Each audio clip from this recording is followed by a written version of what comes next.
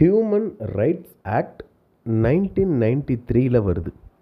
இதன் மூலமாக national human rights ஆக்டும் ஸ்டேட் ஹியூமன் ரைட்ஸ் ஆக்டும் வருது.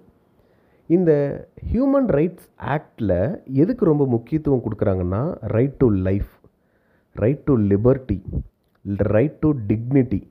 ஒரு மனிதன் இந்த நாட்டில் மரியாதையோடையும் முழு சுதந்திரத்தோடையும் வாழ்கிறதுக்கான முழு உரிமையையும் கான்ஸ்டியூஷன் கொடுத்துருக்கு. அதை ஹியூமன் ரைட்ஸ் ப்ரொடெக்ட் பண்ணுதுன்னு சொல்லி சொல்கிறாங்க.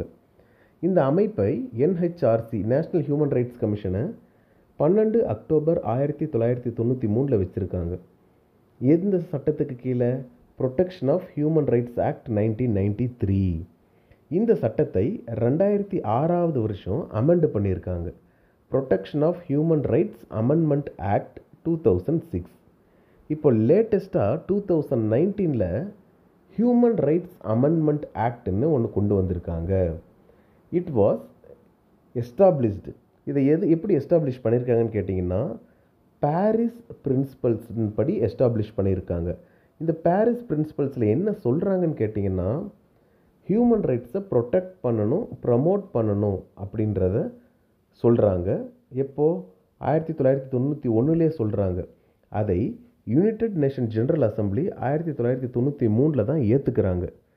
அவங்க ஏற்றுக்கிட்டதுனால இங்கே நம்ம நாட்டில் இதை NHRCன்ற சட்டமாக கொண்டு வந்திருக்கோம். சரியா? இதில் யார் யார் இருப்பாங்கன்னு கேட்டிங்கன்னா, ஒரு சேர்பர்சன் இருப்பார், சேர்மேன்.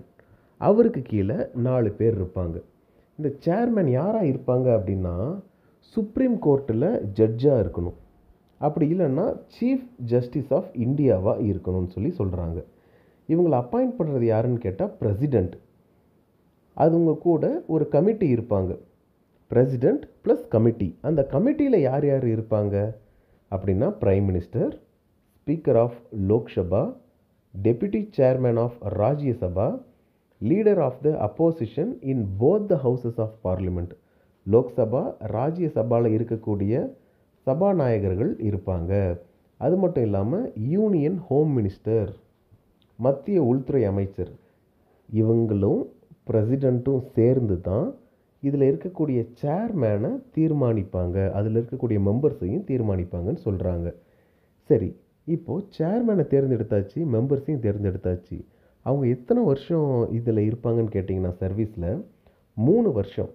அப்படி இல்லைன்னா 70 வயசு அவங்களுக்கு ஆயிடுச்சுன்னா அந்த சர்வீஸை விட்டு போயிடணும்.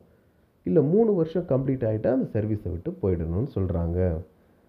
பிரசிடெண்ட் அவங்க நினச்சாங்கன்னா சேர்மேனையோ இல்லை எனி மெம்பரையோ ரிமூவ் பண்ணலான்னு சொல்லி சொல்கிறாங்க. சரிப்பா, இந்த NHRCயோட வேலை தான் என்ன? NHRC கிட்ட கம்ப்ளைண்ட் கொடுத்தா தான் அவங்க விசாரிப்பாங்கலாம் கிடையாது. அவங்க டிவியில் பார்த்து ஏதாவது ஒரு நியூஸில் ஹியூமன் ரைட்ஸ் வயலேட் ஆகிருக்குன்னு நினச்சா சூமோட்டோ கூட எடுப்பாங்கன்னு சொல்லி சொல்கிறாங்க.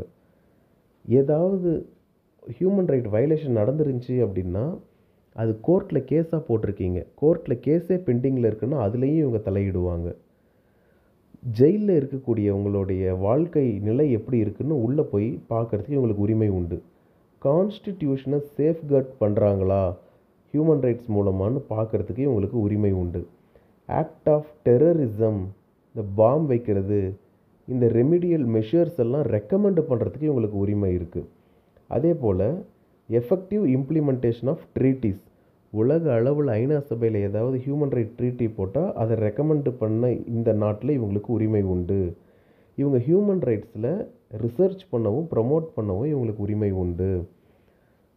Promote awareness of the safeguard, human ரைட்ஸை பற்றி ஸ்ப்ரெட் பண்ணுறதுக்கும் அது அவேர்னஸ் கொடுக்கவும் இவங்களுக்கு உரிமை உண்டு.